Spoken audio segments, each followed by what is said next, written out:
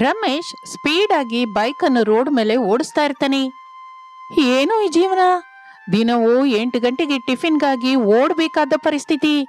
ಇಷ್ಟು ಸ್ಪೀಡ್ ಆಗಿ ನನಗೆ ಮನೆ ಬಾಗಿಲ ಹತ್ರ ನನಗಾಗಿ ನೋಡುವ ಅಪ್ಪಂಗೆ ಟಿಫಿನ್ ಬೇಕು ಅಂತ ಗಲಾಟೆ ಮಾಡುವ ಮಕ್ಕಳಿಗೆ ಈ ಟಿಫಿನ್ ಕಷ್ಟ ಇನ್ ಯಾವತ್ತಿಗೂ ತಪ್ಪಲ್ಲ ಅನ್ನೋ ಹಾಗಿದೆ ಎಂದು ಅಂದುಕೊಳ್ಳುತ್ತಾ ಸೆಂಟರ್ ಪಾಯಿಂಟ್ ನಲ್ಲಿ ರಶ್ ಆಗಿರುವ ಅತ್ತೆ ಸೊಸೆಯರ ಟಿಫಿನ್ ಸೆಂಟರ್ ಹತ್ರಕ್ಕೆ ಬರ್ತಾನೆ ರಮೇಶ್. ಕೌಂಟರ್ ಹತ್ರ ಇರೋ ಶಾರದಾ, ಸೊಸೆ ಮಗ ಬಂದಿದ್ದಾನೆ, ಮಕ್ಕಳಿಗಾಗಿ ಟಿಫಿನ್ ಕಟ್ಕೊಟ್ಟ ಕವರ್ ಕೊಡು ಎಂದು ಹೇಳುತ್ತಲೇ ಅನಾಮಿಕಾ 1 ನಿಮಿಷ ಅತ್ತೆ ಎಂದು ಹೇಳಿ ಟಿಫಿನ್ ಇರುವ ಕವರ್ ಅನ್ನು ಕೈಯಲ್ಲಿ ಹಿಡಿದುಕೊಂಡು ರಮೇಶನ ಹತ್ರಕ್ಕೆ ಬರ್ತಾಳೆ ಅನಾಮಿಕಾ. ಏನು ಅಂದ್ರೆ ಮಕ್ಕಳು ಸ್ಕೂಲ್ಗೆ ರೆಡಿ ಆದ್ರಾ? ಆಗಿದ್ದಾರೆ, ಆದ್ರಿಂದನೇ ಅಲ್ವಾ ಅನಾಮಿಕಾ ಟಿಫಿನ್ಗಾಗಿ ಬಂದಿದ್ದೀನಿ. ಸರಿ ಸರಿ, ಮಕ್ಕಳಿಗೆ ಇಷ್ಟವಾದ ಪೆಸರಟ್ಟು ದೋಸೆ ಮಾಡಿಟ್ಟಿದ್ದೀನಿ, ತಿನ್ಸಿ ಸ್ಕೂಲ್ ಹತ್ರ ಕ್ಷೇಮವಾಗಿ ಇಳಿಸ್ಬಿಟ್ಟು ಬನ್ನಿ. ಅಬ್ಬಾ, ದಿನವೂ ನೀನ್ ಹೇಳಿದ್ರೇನೆ ನಾನ್ ಮಾಡ್ತಾ ಇರೋ ಹಾಗೆ ಹೇಳ್ತಿದ್ಯಾ? ಸರಿ ಬಿಡಿ, ತಾಯಿಯಾಗಿ ನನಗೆ ತೋಚಿದ್ದು ನಾನು ಹೇಳ್ತಾ ಇದ್ದೀನಿ. ಇನ್ನು ನೀವು ಹೋಗದೆ ಇಲ್ಲೇ ಇದ್ದು ಟಿಫಿನ್ಸ್ ಮಾರೋಣ ಅಂತ ಇದ್ದೀನಿ ಅನಾಮಿಕಾ. ನೀನೇನಂತೀಯಾ? ಹೋಗಿ, ಮನೆ ಹತ್ರ ಮಕ್ಕಳು ಟಿಫಿನ್ಗಾಗಿ ನೋಡ್ತಾ ಇರ್ತಾರೆ. ಸ್ಕೂಲ್ಗೆ ಹೋಗುವ ಟೈಮ್ ಆಗುತ್ತೆ, ಟಿಫಿನ್ ಮಾಡದೆ ಹೊರಟೋಗ್ತಾರೆ. ಹೋಗ್ತೀನಿ ಹೊರತು ಟಿಫಿನ್ ಓನ್ಲಿ ಮಕ್ಕಳಿಗಾಗಿನಾ, ನನಗಾಗಿ ಅಪ್ಪಂಗೆ ಇಡ್ಲಿಲ್ವಾ? ನಿಮಗೂ ಮಾವಯ್ಯಂಗೂ ಹೊಸದಾಗಿ ಹೇಳ್ಬೇಕಾ? ಮಕ್ಕಳಿಗೆ ತಿನ್ಸಿ ಸ್ಕೂಲಿಗೆ ಕಳಿಸಿ ನೀವು ಮಾವಯ್ಯ ರೆಡಿಯಾಗಿ ಹೋಟೆಲ್ ಹತ್ರಕ್ಕೆ ಬನ್ನಿ, ಇಲ್ಲೇ ಏನೋ ಒಂದು ಟಿಫಿನ್ ಮಾಡ್ಬೋದು, ಕೈಲಾದ ಕೆಲಸ ಮಾಡುತ್ತಾ ನಮಗ್ ಕೂಡ ಸಹಾಯವಾಗಿರ್ಬೋದು ಎಂದು ಅನಾಮಿಕಾ ಹೇಳುತ್ತಾಳೆ. ರಮೇಶ್ ಏನು ಮಾತನಾಡದೆ ಬೈಕ್ ಮೇಲೆ ಹಾಗೆ ಮುಂದಕ್ಕೆ ಹೋಗ್ತಾ ಮನೆಗೆ ಹೋಗ್ತಾನೆ. ಸರಿಯಾಗಿ ಅದೇ ಸಮಯದಲ್ಲಿ ಮನೆಯ ಬಾಗಿಲ ಹತ್ರ ನಿಂತ್ಕೊಂಡ ಪ್ರಸಾದ್ ಗಾಬರಿಯಾಗುತ್ತಾ ಪದೇ ಪದೇ ಬೀದಿ ಕಡೆ ನೋಡ್ತಾ ಇರ್ತಾನೆ. ಅತ್ತೆ ಸೊಸೆಯರ ಟಿಫಿನ್ ಸೆಂಟರ್ ನಿಂದ ಟಿಫಿನ್ ತಗೊಂಡ್ಬರ್ತೀನಿ ಅಪ್ಪ ಅಂತ ಹೇಳಿ ಹೋದ ಮಗ ರಮೇಶು ಇನ್ನೂ ಬಂದಿಲ್ಲ. ಇಲ್ಲೇನು ಮೊಮ್ಮಗ ಹರೀಶು, ಮೊಮ್ಮಗಳು ಭವ್ಯ ಇಬ್ಬರು ಸ್ಕೂಲ್ಗೆ ಹೋಗೋದಕ್ಕೆ ರೆಡಿಯಾಗಿ ಟಿಫಿನ್ ಮಾಡೋದಕ್ಕೆ ಡೈನಿಂಗ್ ಟೇಬಲ್ ಹತ್ರ ಕೂತ್ಕೊಂಡು ನನ್ನ ಕಡೆ ಕೋಪದಿಂದ ನೋಡ್ತಾ ಇದ್ದಾರೆ ಎಂದು ಅಂದುಕೊಳ್ಳುತ್ತಾ ಡೈನಿಂಗ್ ಟೇಬಲ್ ಹತ್ರ ಕೂತ್ಕೊಂಡ ಮಕ್ಕಳನ್ನು ನೋಡುತ್ತಾನೆ. ಹರೀಶ್ ಭವ್ಯ ಕೋಪದಿಂದ ಪ್ರಸಾದ್ನ ನೋಡ್ತಾ ಇರ್ತಾರೆ. ತಾತಯ್ಯ, ಅಪ್ಪಂಗೆ ಫೋನ್ ಮಾಡು. ಹೌದು ತಾತಯ್ಯ, ಅಪ್ಪಂಗೆ ಫೋನ್ ಮಾಡು. ಹೋಟೆಲ್ ಹತ್ರ ಹೋಗಿ ನಮಗೆ ತಗೊಂಡ್ಬರ್ಬೇಕಾದ ಟಿಫಿನ್ ಅನ್ನ ಮರ್ತು ಹೋಗಿ ಅಜ್ಜಿ ಹತ್ರ ಮಾತಾಡ್ಕೊತಾ ಇದ್ದಾನೇನು? ಹೌದು ತಾತಯ್ಯ, ಒಂದ್ಸಲ ಅಪ್ಪಂಗೆ ಫೋನ್ ಮಾಡು. ಆಲ್ರೆಡಿ ಸ್ಕೂಲ್ಗೆ ಲೇಟ್ ಆಗ್ತಾ ಇದೆ ನಮ್ಗೆ. ಫೋನ್ ಏನ್ ಬೇಡ ಮಗು, ಹೀಗೆ ಹೋಗಿ ಟಿಫಿನ್ ತಗೊಂಡು ಹಾಗೆ ಬಂದ್ಬಿಡ್ತೀನಿ ಅಂತ ಹೇಳಿದಾನೆ. ನನಗೆ ತಿಳಿದ ಹಾಗೆ ಟಿಫಿನ್ ತಗೊಂಡು ಬರ್ತಾ ಇರ್ತಾನೆ ಬಿಡು ಎಂದು ಹೇಳುತ್ತಾ ಇರುವಾಗ ರಮೇಶ್ ಬೈಕ್ ಇಂದ ಟಿಫಿನ್ ತೆಗೆದುಕೊಂಡು ಮನೆಗೆ ಬರ್ತಾನೆ. ಅದನ್ನು ನೋಡಿ ಪ್ರಸಾದ್ ಬೈಕ್ ಹತ್ರ ಬರ್ತಾನೆ. ರಮೇಶ್ ಹತ್ರ ಇರುವ ಟಿಫಿನ್ ಕವರ್ ಅನ್ನು ತೆಗೆದುಕೊಂಡು ಡೈನಿಂಗ್ ಟೇಬಲ್ ಹತ್ರಕ್ಕೆ ಬರ್ತಾನೆ. ಮಕ್ಕಳಿಬ್ಬರಿಗೂ ಬಡಿಸುತ್ತಾನೆ. ಮಕ್ಕಳು ಸಂತೋಷ ಪಡುತ್ತಾ ಟಿಫಿನ್ ಮಾಡ್ತಾ ಇರ್ತಾರೆ. ಮಕ್ಕಳು ಟಿಫಿನ್ ಮಾಡಿ ಬ್ಯಾಗ್ಗಳು ತೆಗೆದುಕೊಂಡು ಹೊರಗೆ ಬರುತ್ತಾರೆ. ರಮೇಶ್ ಅವರನ್ನು ಬೈಕ್ ಮೇಲೆ ಕೂರಿಸಿಕೊಂಡು ಮನೆಯಿಂದ ಹೊರಡುತ್ತಾನೆ. ಇನ್ನು ಪ್ರಸಾದ್ ಸೋಫಾದಲ್ಲಿ ಕೂತ್ಕೊಂಡು ಹಾಯಾಗಿ ಉಸಿರು ತೆಗುತ್ತಾನೆ. ಆಗಲೇ ಅವನ ಸೆಲ್ ಫೋನ್ ಮೊಳಗುತ್ತೆ. ಯಾರು ಅಂತ ನೋಡ್ತಾನೆ. ಶಾರದಾ ಕಾಲಿಂಗ್ ಅಂತ ಇರುತ್ತೆ. ಮಕ್ಕಳು ಈ ಕಡೆ ಹೋದ್ರೋ ಇಲ್ವೋ ಹಾಗೆ ಫೋನ್ ಮಾಡ್ತಾ ಇರ್ತಾಳೆ. ಟಿಫಿನ್ ಸೆಂಟರ್ ಅಲ್ಲಿ ಇದ್ದಾಗ ಟಿಫಿನ್ ಮಾಡ್ತಾ ಇರೋರನ್ನ ನೋಡ್ಕೊಂಡಿರ್ಬೋದಲ್ಲ, ಎಲ್ಲಾದ್ರೂ ಸರಿಯಾದ ಸಮಯಕ್ಕೆ ಫೋನ್ ಮಾಡದೇ ಇದ್ರೆ ಈ ಶಾರದಳಿಗೆ ನಿದ್ರೆ ಬರಲ್ಲ ಎಂದು ಅಂದುಕೊಳ್ಳುತ್ತಾ ಕಾಲನ್ನ ರಿಸೀವ್ ಮಾಡ್ಕೋತಾನೆ ಪ್ರಸಾದ್. ಹಾ ಶಾರದಾ, ನಾನೇ ನಿನಗೆ ಫೋನ್ ಮಾಡೋಣ ಅನ್ಕೋತಾ ಇದ್ದೆ, ಇಷ್ಟರಲ್ಲಿ ನೀನೇ ಮಾಡ್ದೆ. ಅಂದ್ಕೊಂಡಿದ್ದು ಸಾಕು ಬಿಡಿ. ಮೊಮ್ಮಗಳು ಹೊಟ್ಟೆ ತುಂಬಾ ಟಿಫಿನ್ ಮಾಡ್ಕೊಂಡು ಸಂತೋಷದಿಂದ ಸ್ಕೂಲ್ಗೆ ಹೋದ್ರಾ? ಹೌದು ಶಾರದಾ, ಹೊಟ್ಟೆ ತುಂಬಾ ತಿಂಡಿ ತಿಂದು ಸಂತೋಷದಿಂದ ಹೋದ್ರು. ಇನ್ನು ನಿಮಗೆ ಮನೆ ಹತ್ರ ಏನೋ ಕೆಲ್ಸವಿಲ್ವಲ್ಲ? ಏನೂ ಇಲ್ಲ ಕಣೆ. ಸ್ಕೂಲಿಂದ ಮನೆಗೆ ಮಗ ಬರ್ತಲೇ ಇಬ್ಬರು ಸೇರಿ ನಮ್ಮ ಟಿಫಿನ್ ಸೆಂಟರ್ಗೆ ಬನ್ನಿ. ಸರಿ ಶಾರದಾ, ಮಗ ಬರ್ತೀನಿ ಎಂದು ಪ್ರಸಾದ್ ಫೋನ್ ಇಡುತ್ತಾನೆ. ತನ್ನಲ್ಲಿ ತಾನು, ನಾನು ಮಗ ಮನೆಯಲ್ಲಿ ದುಡ್ಡು ತೆಗೆದುಕೊಂಡು ಹೋಗಿ ಶೇರ್ ಮಾರ್ಕೆಟ್ ಅಲ್ಲಿ ಇಟ್ವಿ, ಎಲ್ಲ ಹೊರಟೋಯ್ತು. ಆಗಿನಿಂದ ಈ ಅತ್ತೆ ಸೊಸೆಯರಿಗೆ ನಮ್ಮ ತಂದೆ ಮಗನ ಬಗ್ಗೆ ಬೆಲೆನೇ ಇಲ್ಲ ಎಂದು ಅಂದುಕೊಳ್ಳುತ್ತಾ ಇರುವಾಗ ರಮೇಶ್ ಬೈಕ್ ಮೇಲೆ ಮನೆಗೆ ಬರ್ತಾನೆ. ಇಬ್ಬರು ಸೇರಿ ಬೈಕ್ ಅಲ್ಲಿ ಆ ಅತ್ತೆ ಸೊಸೆಯರ ಟಿಫಿನ್ ಸೆಂಟರ್ ಹತ್ರಕ್ಕೆ ಹೋಗ್ತಾರೆ. ಅಲ್ಲೇ ತೋಚಿದ ಕೆಲಸ ಮಾಡ್ತಾ ಇರ್ತಾರೆ. ಹಾಗೆ ಸಮಯ ಕಳೆಯುತ್ತಾ 12 ದಾಟುತ್ತೆ. ಅತ್ತೆ ಸೊಸೆಯರು ತಂದೆ ಮಗ ಒಂದು ಟೇಬಲ್ ಹತ್ರ ಕೂತ್ಕೋತಾರೆ. ಅತ್ತೆ, ಈ ದಿನಕ್ಕೆ ತೆಗೆದುಕೊಂಡು ಬಂದ ಹಿಟ್ಟು ಆಗೋಯ್ತು, ಮಾಡಿದ ಟಿಫಿನ್ಸ್ ಆಗೋಯ್ತು. ಎಷ್ಟು ದುಡ್ಡು ಬಂತು ಅತ್ತೆ? ಖರ್ಚು ಹೋಗಿ ತುಂಬಾ ದುಡ್ಡು ಮಿಕ್ಕಿದೆ ಸೊಸೆ. ಮನೆಯಲ್ಲಿರೋ ದುಡ್ಡಿಗೆ ಈ ದುಡ್ಡು ಸೇರಿಸಿದ್ರೆ ₹1,00,000 ಆಗುತ್ತೆ ಅಲ್ವಾ ಅತ್ತೆ? ಹೌದು ಸೊಸೆ, ಹೀಗೆ ₹1,00,000 ತಗೊಂಡು ಹೋಗಿ ಬಂಗಾರ ಅಡವಿಟ್ಟ ಜಾಗದಲ್ಲಿ ಕಟ್ಟಿ ಬರ್ತೀನಿ. ಏನಂತೀಯ ನೀನು ಎಂದು ಶಾರದಾ ಅನ್ನುತ್ತಾ ಇದ್ದರೆ ₹1,00,000 ಅನ್ನುವ ಮಾತನ್ನು ಕೇಳುತ್ತಲೇ ಪ್ರಸಾದ್ಗೆ ಸಂಭ್ರಮವೆನಿಸುತ್ತೆ. ಸ್ವಲ್ಪವೂ ತಡ ಮಾಡದೆ, ಶಾರದಾ, ಆ ₹1,00,000 ನನಗೆ ಕೊಡು. ಶೇರ್ ಮಾರ್ಕೆಟಲ್ಲಿ 2 ಲಕ್ಷ ಸಂಪಾದಿಸ್ಕೊಂಡು ಬರ್ತೀನಿ. ಎಲ್ಲ ಒಟ್ಟಿಗೆ ಒಂದೇ ಸಲ 2 ಲಕ್ಷ ಆ ಬಡ್ಡಿಯವನ ಹತ್ರ ಕೊಟ್ಟು ಒಡವೆ ಬಿಡಿಸ್ಕೋಬಹುದು ಎನ್ನುತ್ತಾನೆ. ಅಷ್ಟೇ, ಶಾರದ ಕೋಪದಿಂದ ನೋಡ್ತಾ, ನೀವು ಮಗ ಒಳಗೆ ಹೋಗಿ ಮುಸ್ರೆ ಪಾತ್ರೆಗಳನ್ನೆಲ್ಲ ತೊಳೆಯಿರಿ ಹೋಗಿ ಎಂದು ಹೇಳುತ್ತಲೇ ಪ್ರಸಾದ್ ರಮೇಶ್ ಮಾತನಾಡದೆ ಒಳಗಡೆಗೆ ಹೊರಟು ಹೋಗುತ್ತಾರೆ. ಅಡವಿಟ್ಟ ಒಡವೆಗಳನ್ನ ಬಿಡಿಸ್ಬೇಕು ಅಂದ್ರೆ ನಮಗೆ ಇನ್ನೂ ₹1,00,000 ಬೇಕಲ್ವಾ ಅತ್ತೆ? ಹೌದು ಸೊಸೆ, 15 ದಿನದಲ್ಲಿ ನಡೆಯುವ ನಿನ್ನ ತಮ್ಮನ ಮದುವೆಗೆ ಒಡವೆ ನೀನು ತರಿಸ್ಕೋಬೇಕು. ಇಲ್ಲ ಅಂದ್ರೆ ಎಲ್ಲರ ಮುಂದೆ ನಿನ್ನ ಅಮ್ಮ ಅಪ್ಪ ನನ್ನ ಮಗಳು ಒಡವೆ ಎಲ್ಲೇ ಎತ್ಕೆ ಅಂತ ನನ್ನ ತಲೆ ತಿಂತಾರೆ. ಒಡವೆ ಅಂದ್ರೆ ಕಿವಿ ಓಲೆ ಮತ್ತೆ ನೆಕ್ಲೆಸ್ ಅಲ್ವಾ ಅತ್ತೆ? ಸೊಸೆ, ಏನಾದ್ರೂ ತಾಯಿ ತಂದೆ ಮಗಳಿಗಾಗಿ ಎಷ್ಟೋ ಕಷ್ಟಪಟ್ಟು ಇಷ್ಟಪಟ್ಟು ಮಾಡಿಸಿರ್ತಾರೆ. ಅದು ಇಲ್ಲದೆ ಇದ್ರೆ ಎಷ್ಟು ದುಃಖ ಪಡ್ತಾರೋ ಒಬ್ಬ ತಾಯಿಯಾಗಿ ನಾನು ಅರ್ಥ ಮಾಡಿಕೊಳ್ಳಬಲ್ಲೆ. ಆದ್ರೆ ಅತ್ತೆ, ಈಗಲೇ ಬೆಳಗ್ಗೆಯಿಂದ ಬಂದು ಇದುವರೆಗೂ ಈ ಟಿಫಿನ್ ಸೆಂಟ್ರಲ್ಲೇ ಇರ್ತಾ ಇದೀವಲ್ಲ, ಇನ್ನು ಏನ್ ಮಾಡೋಣ ಹೇಳಿ? ಸಾಯಂಕಾಲದ ಹೊತ್ತು ಪರಾಟ ಮಾಡಿ ಮಾರೋಣ ಸೊಸೆ. ನಮಗೆ ಶಕ್ತಿ ಇರ್ಬೇಕಲ್ಲ ಅತ್ತೆ. ನಿಮ್ಮ ಅಮ್ಮನವರಿಂದ ನನಗೆ ಮಾತು ಬರಬಾರ್ದು ಅಂದ್ರೆ ನಾವು ಸಾಯಂಕಾಲದ ಹೊತ್ತು ಖಚಿತವಾಗಿ ಪರಾಟ ಮಾರಲೇಬೇಕು ಸೊಸೆ. ಸರಿ ಅತ್ತೆ, ಈಗ ಮನೆಗೆ ಹೋಗಿ 2-3 ಗಂಟೆ ರೆಸ್ಟ್ ತಗೊಂಡು ಸಾಯಂಕಾಲ ಮತ್ತೆ 5 ಗಂಟೆಗೆ ನೀವು ಹೇಳಿದ ಹಾಗೆ ಪರಾಟ ಮಾಡಿ ಮಾರೋದು ಶುರು ಮಾಡೋಣ. ಹಾಗೆ ಸೊಸೆ ಎಂದು ಹೇಳಿ ಟಿಫಿನ್ ಸೆಂಟರ್ಗೆ ಲಾಕ್ ಮಾಡಿಕೊಂಡು ಅಲ್ಲಿಂದ ಮನೆಗೆ ಬರುತ್ತಾರೆ. ಇನ್ನು ಅತ್ತೆ ಶಾರದಾ ಸ್ವಲ್ಪ ಹೊತ್ತು ಮಲಗಿಕೊಳ್ಳುತ್ತಾಳೆ. 1-2 ಗಂಟೆಗಳ ನಂತರ ಸಾಯಂಕಾಲ ಪರಾಟಗಾಗಿ ಬೇಕಾದ ಪದಾರ್ಥಗಳನ್ನು ಸಿದ್ಧ ಮಾಡಿಕೊಳ್ಳುತ್ತಿರುವಾಗ ಅತ್ತೆ ಶಾರದಾ ಅನಾಮಿಕಳ ಹತ್ರಕ್ಕೆ ಬರ್ತಾಳೆ. ಅತ್ತೆ, ಪರಾಟ ಮಾರೋದಕ್ಕೆ ಇನ್ನು ಹೋಗೋಣವಾ? ಬಾ ಸೊಸೆ ಎಂದು ಹೇಳಿ ಮನೆಯಿಂದ ಅತ್ತೆ ಸೊಸೆಯರು ಹೊರಟು ಅವರ ಟಿಫಿನ್ ಸೆಂಟರ್ ಹತ್ರಕ್ಕೆ ಬರ್ತಾರೆ. ಅಲ್ಲಿ ಪರಾಟ ಮಾಡಿ ಸುಡುತ್ತಾ ಇರುವಾಗ ಅನಾಮಿಕಾ ಡಬ್ಬದಿಂದ ಆಯಿಲ್ ಅನ್ನು ಸುರಿಯುತ್ತಿರುವಾಗ ದಿನೇಶ್ ನೋಡುತ್ತಾನೆ. ಏನ್ ಮಾಡ್ತಾ ಇದ್ದೀರಾ ನೀವು? ಡೀಸೆಲ್ ಹಾಕಿ ಪರಾಟ ಮಾಡ್ತಾ ಇದ್ದೀರಾ? ಅಂದ್ರೆ ನೀವು ಡೀಸೆಲ್ ಪರಾಟ ಮಾಡ್ತಾ ಇದ್ದೀರಾ? ಅಯ್ಯೋ ತಮ್ಮ, ಇದು ಡೀಸೆಲ್ ಅಲ್ಲ, ಆಯಿಲ್. ಬೆಳಿಗ್ಗೆ ಪೂರಿ ಕಾಯಿಸಿದ ಆಯಿಲ್. ಆದ್ರೂ ಕಪ್ಪಗಿರುವ ಮಾತ್ರಕ್ಕೆ ಇದು ಡೀಸೆಲ್ ಆಗೋಗುತ್ತಾ? ಒಂದು ವೇಳೆ ನಾನು ಡೀಸೆಲ್ ಪರಾಟ ಮಾಡ್ತಾ ಇದ್ರೆ ಪಕ್ಕದಲ್ಲೇ ಇರುವ ಉರಿ ಸುಮ್ನೆ ಇರುತ್ತಾ? ನನ್ ಜೊತೆ ನಿನ್ನನ್ನು ಕೂಡ ಸೇರಿಸಿ ಯಾವಾಗ್ಲೂ ಸುಟ್ಟು ಬಿಡ್ತಾ ಇತ್ತಲ್ಲ. ಹೌದಕ್ಕ, ಆದ್ರೂ ಏನೇನಾದ್ರೂ ಡೀಸೆಲ್ ಪರಾಟ ಅನ್ನುವ ಹೆಸರು ಚೆನ್ನಾಗಿದೆ. ಹೀಗೆ ಇರ್ಲಿಕ್ ಬಿಡು, 2 ಡೀಸೆಲ್ ಪರಾಟ ಕೊಡಿ ಎಂದು ಹೇಳಿ ದಿನೇಶ್ ಹೋಗಿ ಕೂತ್ಕೋತಾನೆ. ಪರಾಟಗಾಗಿ ಬಂದವರಿಗೆ ಕೂಡ ಡೀಸೆಲ್ ಪರಾಟ ಅನ್ನುವ ಹೆಸರು ಹಿಡಿಸಿದ್ದರಿಂದ ಎಲ್ಲರೂ ಅದೇ ಹೆಸರಿನ ಪರಾಟ ಬೇಕು ಎಂದು ಕೇಳುತ್ತಾ ಇರುತ್ತಾರೆ. ಹಾಗೆ ಸ್ವಲ್ಪ ದಿನದಲ್ಲೇ ಅನಾಮಿಕಾ ಡೀಸೆಲ್ ಪರಾಟ ಅಕ್ಕ ಎಂದು ಅಲ್ಲಿ ಹೆಸರು ತಂದುಕೊಳ್ಳುತ್ತಾಳೆ. ಪ್ರತಿಯೊಬ್ಬರು ಆ ಡೀಸೆಲ್ ಪರಾಟನ ಟೇಸ್ಟ್ ಮಾಡಬೇಕು ಅಂತ ಅನಾಮಿಕಾ ಸೆಂಟರ್ ಹತ್ರಕ್ಕೆ ಬರ್ತಾ ಇರ್ತಾರೆ.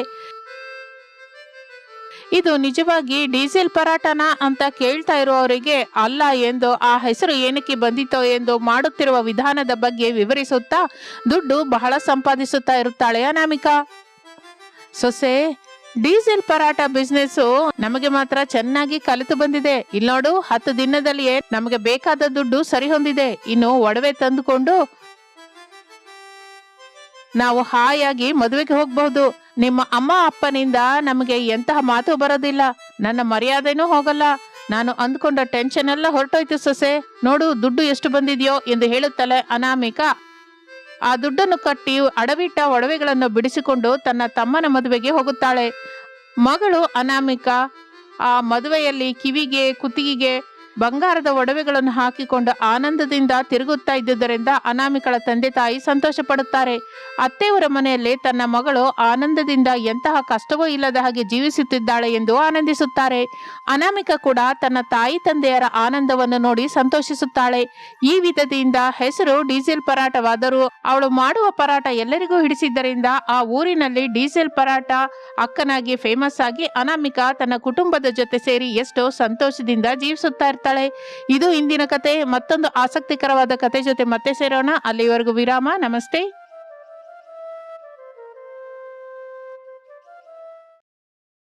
ಮರದ ಕುರ್ಚಿಯಲ್ಲಿ ಕೂತ್ಕೊಂಡು ಪೇಪರ್ ಓದುತ್ತಿರುವ ಪ್ರಸಾದನ ಹತ್ರಕ್ಕೆ ಹಸಿಮೆಣಸಿನಕಾಯಿಂದ ತುಂಬಿರುವ ದೊಡ್ಡ ಪಾತ್ರೆಯನ್ನ ಹಿಡ್ಕೊಂಡು ಶಾರದಾ ಬರ್ತಾಳೆ. ಏನಯ್ಯ, ಇನ್ನು ಪೇಪರ್ ಓದಿದ್ ಸಾಕು, ಈ ಹಸಿಮೆಣಸಿನಕಾಯಿ ಮಿಕ್ಸಿಗೆ ಹಾಕಿ. ನಾನಾ? ಏನ್ ಮಾತಾಡ್ತಾ ಇದೀಯ ಶಾರದಾ?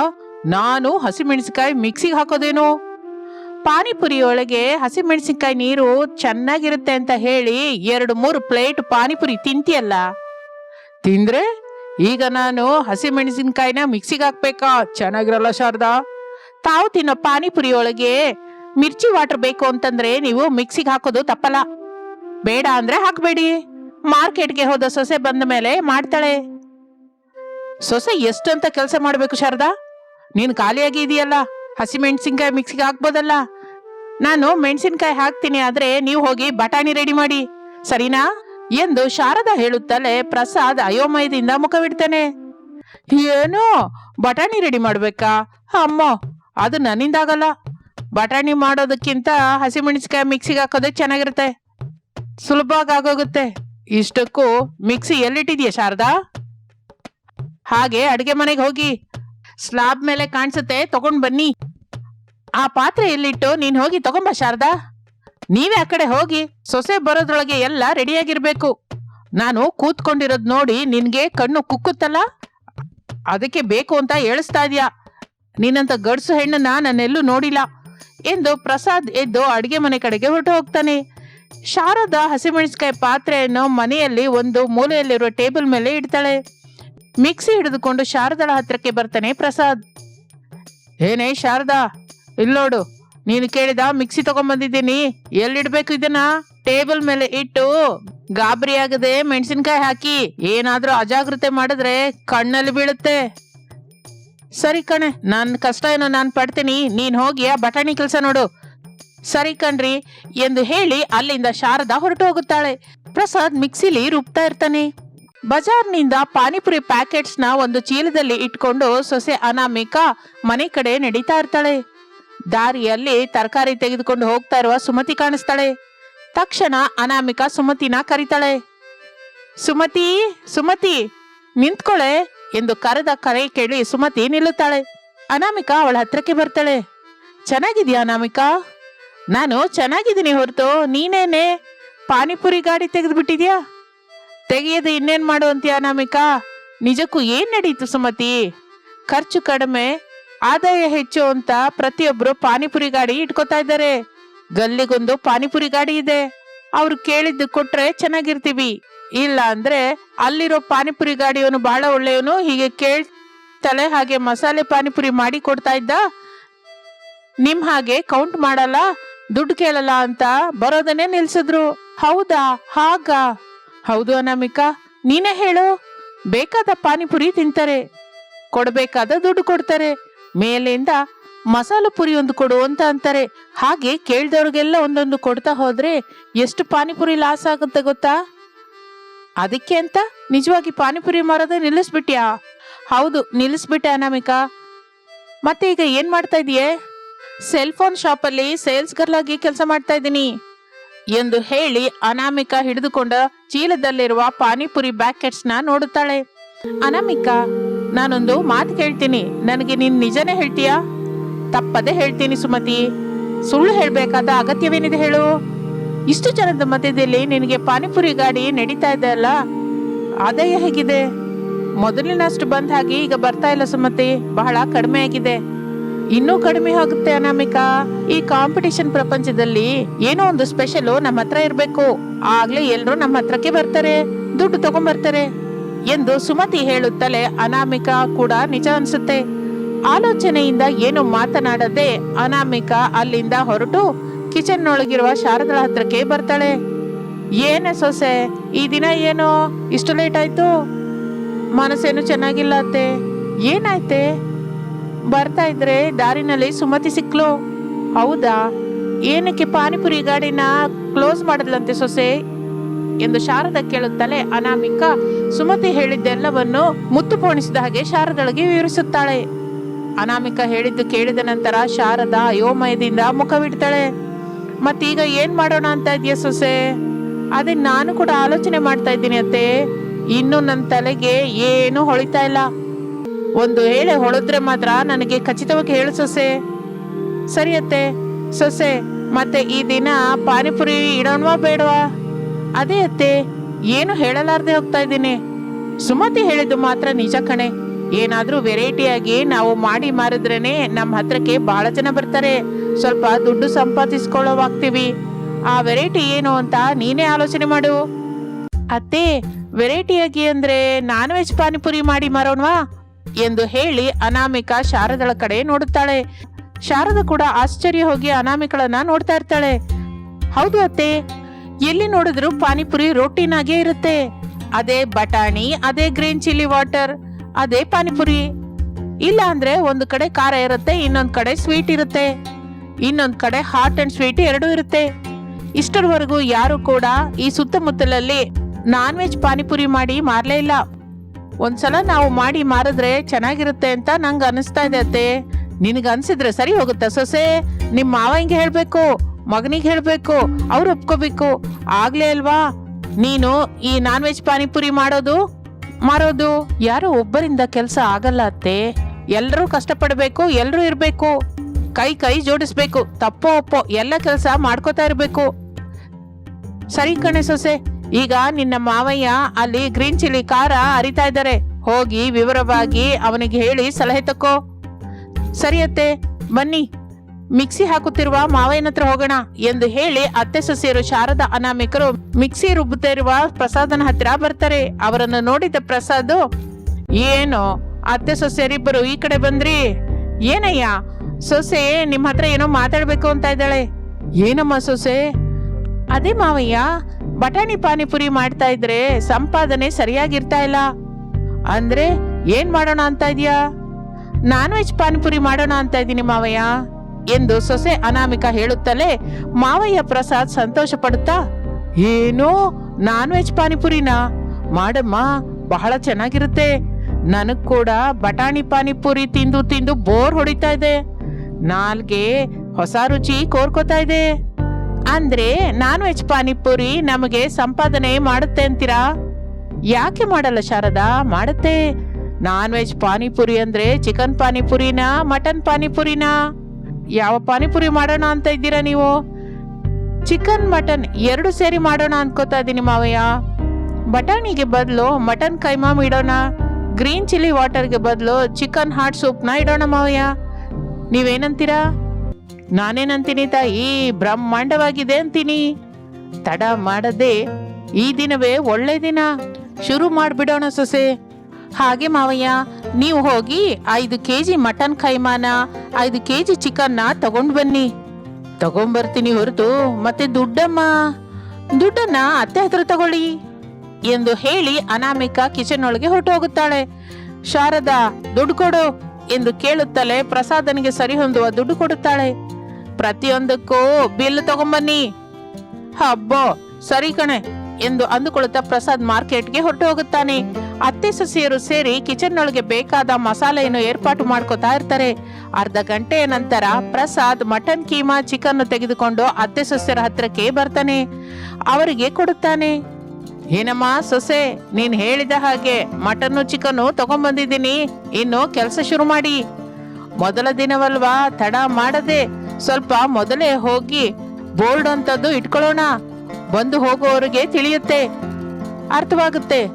ಹಾಗೆ ಮಾಡೋಣ ಮಾವಯ್ಯ ಎಂದು ಹೇಳಿ ಅನಾಮಿಕಾ ಪ್ರಸಾದನ ಹತ್ತಿರದಿಂದ ಚಿಕನ್ ಮಟನ್ ಇರುವ ಚೀಲವನ್ನು ತೆಗೆದುಕೊಂಡು ಅಲ್ಲಿಂದ ಹೊರಟು ಹೋಗುತ್ತಾಳೆ. 2-3 ಗಂಟೆಯ ನಂತರ ಅತ್ತೆ ಸೊಸೆಯರ ನಾನ್ ವೆಜ್ ಪಾನಿಪುರಿ ರೆಡಿ ಆಗುತ್ತೆ. ಮಾವಯ್ಯ, ಫಸ್ಟ್ ನೀವು ಬೋಣಿ ಮಾಡಿ. ನಾನೇನಕ್ಕಮ್ಮ ಸೊಸೆ, ನಿಮ್ಮ ಅತ್ತೆ ಇದ್ದಾಳಲ್ಲ ಅವ್ರಿಗೆ ಮಾಡುವನ್ನು ತಿನ್ನಿ ಮಾವಯ್ಯ, ನೀವಾದ್ರೆ ಜಡ್ಜ್ಮೆಂಟ್ ಸರಿಯಾಗಿ ಕೊಡ್ತೀರಾ ಅಂತ ನಿಮ್ಮನ್ನು ಕೇಳ್ತಾ ಇದ್ದೀನಿ ಎಂದು ಹೇಳಿ ಪ್ರಸಾದನಿಗೆ ತಿನ್ನಿಸುತ್ತಾಳೆ. ಪ್ರಸಾದ್ ಸಂತೋಷ ಪಡುತ್ತಾ ಹೀಗಂತಾನೆ, ಅನಾಮಿಕಾ ಬಹಳ ಚೆನ್ನಾಗಿದೆ ಕಣಮ್ಮ, ಇನ್ನು ಹೋಗಿ ನೀವು ನಾನ್ ವೆಜ್ ಪಾನಿಪುರಿನ ಶುರು ಮಾಡಿ. ನಿಮ್ಮ ವ್ಯಾಪಾರ ದಿಗ್ವಿಜಯವಾಗಿ ಖಚಿತವಾಗಿ ಸಾಗಿತೀರುತ್ತೆ ಎಂದು ಹೇಳುತ್ತಲೇ ಅತ್ತೆ ಸೊಸೆಯರು ಯಾವತ್ತಿನ ಹಾಗೆಯೇ ಮರದ ಕೆಳಗೆ ನಾನ್ ವೆಜ್ ಪಾನಿಪುರಿ ಇಡುತ್ತಾರೆ. ದಿನ ಕಳೆಯುತ್ತಿದ್ದ ಹಾಗೆ ನಾನ್ ವೆಜ್ ಪಾನಿಪುರಿ ಒಳ್ಳೆ ಸಂಪಾದನೆ ತಂದು ಕೊಡುತ್ತೆ ಅನಾಮಿಕಳ ಕುಟುಂಬಕ್ಕೆ. ಇದು ಇಂದಿನ ಸ್ಟೋರಿ. ಮತ್ತೊಂದು ಆಸಕ್ತಿಕರವಾದ ಕಥೆ ಜೊತೆ ಮತ್ತೆ ಸೇರೋಣ. ಅಲ್ಲಿಯವರೆಗೂ ವಿರಾಮ. ನಮಸ್ತೆ.